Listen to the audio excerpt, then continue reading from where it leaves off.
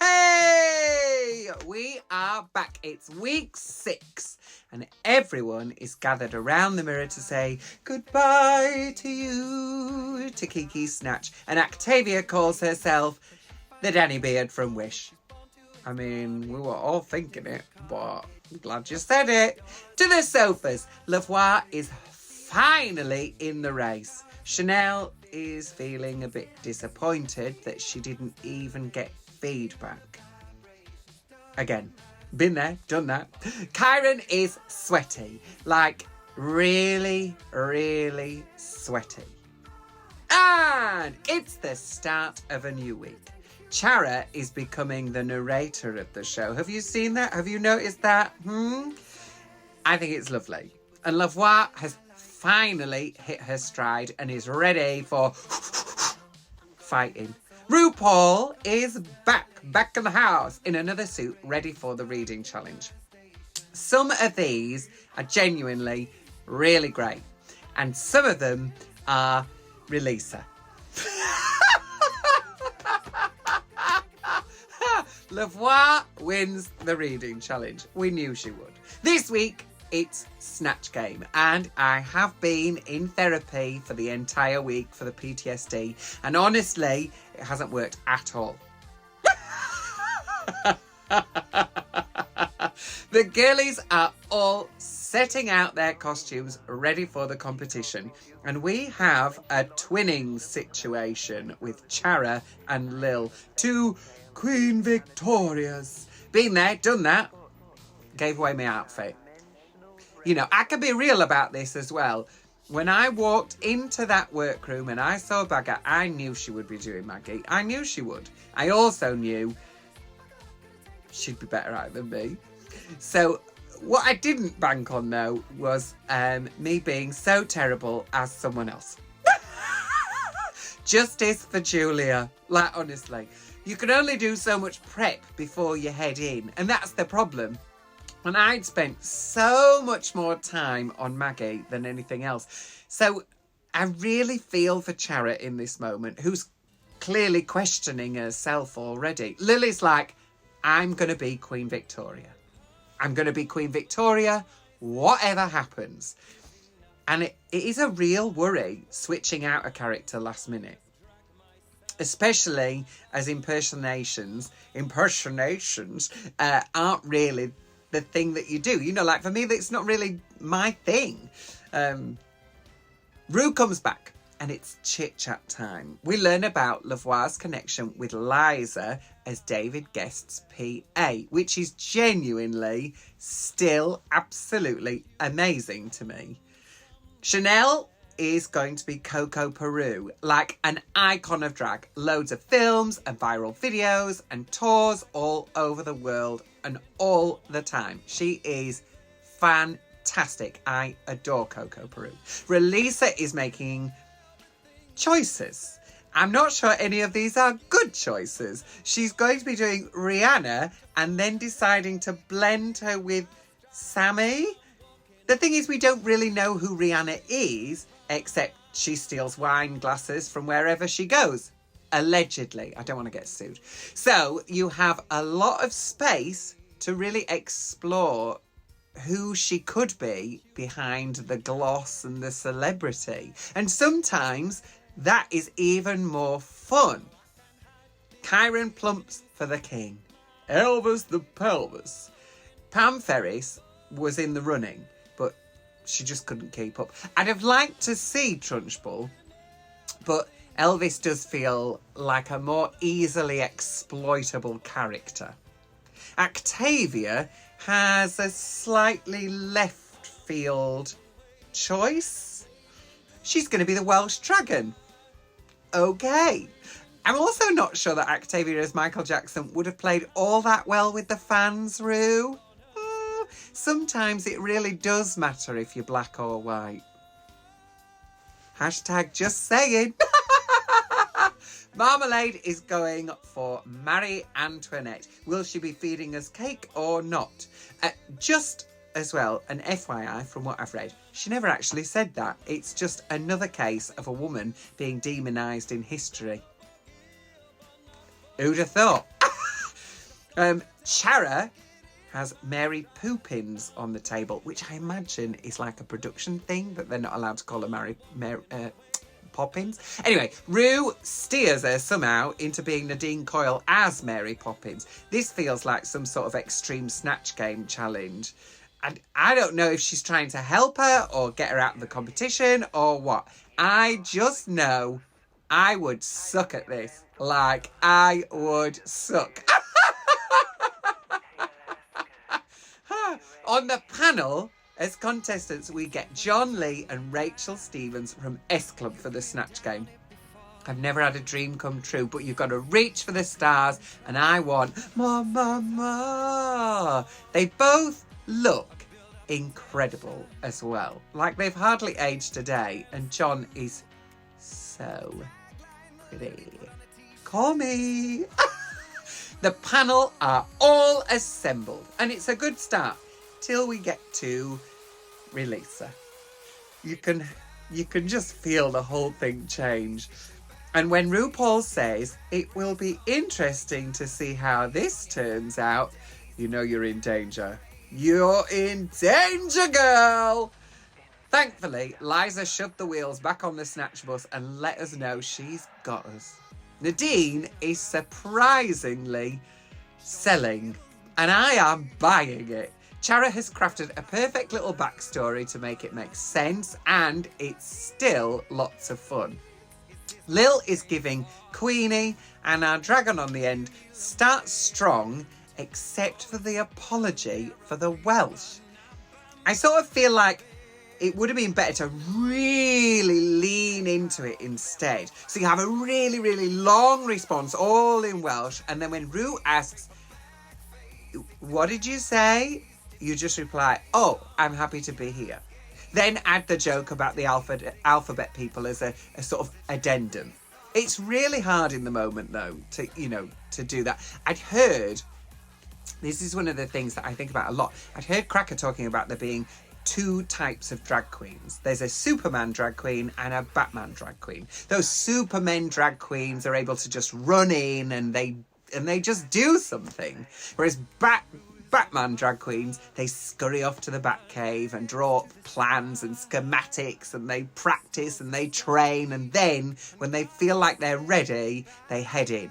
I am a Batman. I 100% want to be like over-prepared for anything and everything. I want to have every eventuality covered. Rachel Stevens, it turns out, has a potty mouth, and I am shocked by her cock ring. Some of these girls are absolutely killing it, and some of them are dead. And I don't mean in the good way. They're just dead. Like, it is dead. When it's going well in Snatch Game, you know, it can just go really well and you're able to just play.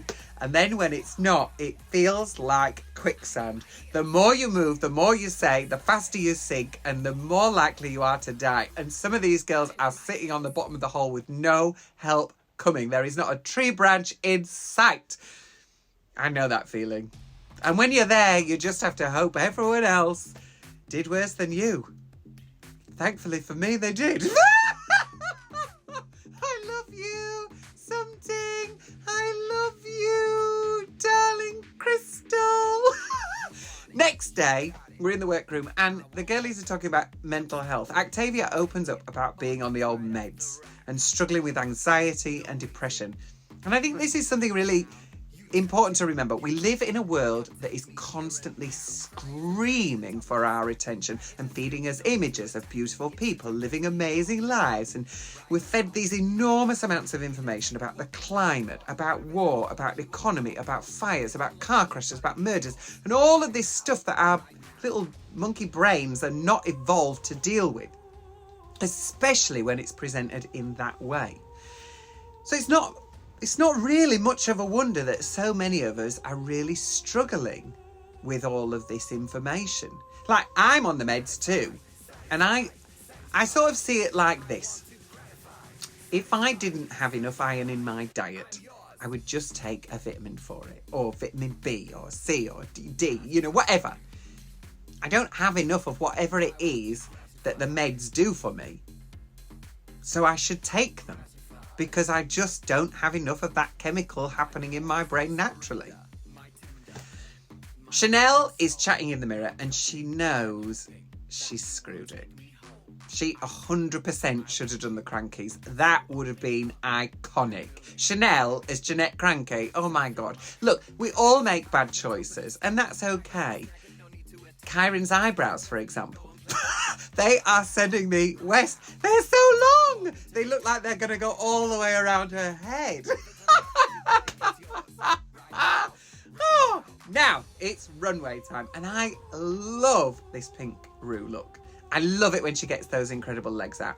I don't know why. Maybe it's because she doesn't do it that often. Or maybe it's just because they're so... I just think she has the most incredible legs. And I want to see them. I mean, my legs don't look like that. They look like old chicken drumsticks. Michelle looks fab. A simple little black dress. And you have got to give it to her. She just looks better and better each season. If you think back to season 3, where she joined America, to now, it's a whole different person. We've got Alan back in some sort of pastel jungle print jacket and Amanda Holden looking sensational. It feels like weirdly incongruous that Amanda is on the panel. I think because she's so synonymous with other TV talent shows. Like, it's strange having her there. And this week for the runway, it's Doctor Who. First up on the runway, Kyron is unplugged in this amazing TV set costume with those glorious cheeks uncovered. Another great outfit, but how the hell do they get this stuff into their bags? You're not allowed to take that many bags with you. Or maybe you are now. Chanel, this is so close. I just think the brown makes her look a little bit like an armoured poop. The armour is great, like it's really detailed and it's beautifully painted and the underneath has been sewn really well. The work is so precise, but the colour is just awful. Charity, I like this a lot. The shape is great. I like the cone head moment. I think the skirt, it's similar to the bubblegum thing. It could have done with being just a little bit longer. And the overall could have just done with a bit more detail work on it to just elevate it a bit more. And then I feel like she would have been, I feel like it could have been, you know, she'd have been much more in the running. There's just a few things, you know, like stones and sequins that could have just finished it off. Releasa is next with this incredible hair swamp, witch, willow, sleep paralysis, demon love. And I love it. And I just met the boy who made it. It's incredible. The way she sells it is perfect. No notes. Marmalade giving us full Flash Gordon. Not the ballworms! Not the ballworms! This is another amazing outfit from Marmalade with just so many beautiful details all over it. Lil is next, and this is Crackers. The clear, like Farage, right-wing, toffee-nosed politician is hilarious. It's so smart and it's so funny. I love it. Octavia is next. The shoulders up is great. I love this neck piece with these woody twig moments. Down from the neck is so almost there. It just feels slightly unfinished. Like the black doesn't quite work as a panel in the front and in the middle, and it's not lined. The creepy hands are great. And it's not that it's bad, because it's not. It's just that it's not up to the same level as the others on the runway. This wig is also, unfortunately, not working for this look. I think something more sort of post-apocalyptic, punky, spiky, you know, higher would have worked better. Lavoir. This must be the season of giant hands. Everyone's got massive hands this week. I like this. It's really weird and it's totally different from Lavoir. Like, it's a little bit naughty. You know, her costumes are lots of silliness rather than fashion runway. And it's proper old school drag. Also, let's just take a minute for this makeup. It is really gorgeous and it is beautifully applied. It's so detailed and bold. It's amazing. Marmalade and Lil are safe this week. Kyron, Chara and Lavoie are the tops. All of them absolutely smashed it. Like, they fully killed it. So it's just brilliantly deserved. Chanel, Relisa and Octavia are the bottoms. It just didn't quite work for any of them in the way that it could have done. Back in the workroom, Lil and Marmalade are happy to be safe. Honestly, same. I was so happy to be safe. The tops are properly overjoyed. And we get this gorgeous moment with Kyron and Lavoie. And this just unexpected blossoming friendship. I love, love, love, love that Chara has smashed this week. I'm so happy for her. Octavia is ready for a fight. 100% not ready to go yet. It's such a shame, but Chanel really feels like she's given up until she gets to redirect that energy to Relisa. Relisa feels nervous, but kind of more ready to do her thing. Like, it's also really clear that in the room, the girlies like Chanel. So, have we seen why they like her? I don't think so. So you have to remember that when you're watching a TV show. It's a TV show. So it's important to look at the girls and how everyone else is interacting with them. And if they're getting along, there might be some, I'm not saying there is, but there might be some naughty editing going on. Chara is safe. I'm really sad that she didn't get a win because I do think she deserved it. And I should also just mention that my new tour, I do think, is on sale now. Shameless plugging. The link is in the description. I think it could have been a triple win if Chara's outfit was just a little bit more elevated. But we get a double win instead for Lavoie and Kyron Thrax. And I'm so happy for them both. They both deserved it. Octavia is safe, which means we are left with Relisa and Chanel lip syncing. Relisa makes a choice to use her outfit to interpret the song. And we've seen that this can go one or two ways. And there are moments where I'm not sure it's working brilliantly, and then others where it's really giving Halloween creepy vibes. Chanel makes the choice to go for interpreting the song and not using her outfit as much. There's some decent moments for both of them, but I think Relisa's was just that bit better. So we say goodbye to Chanel this week. And as Ru said, Chanel never goes out of fashion. So join me next week for more chatting and silliness, and let me know who your favourite is. And I'll see you then. Like, subscribe, all that stuff. Still not painted my nails. Not sorry. Love you. Bye.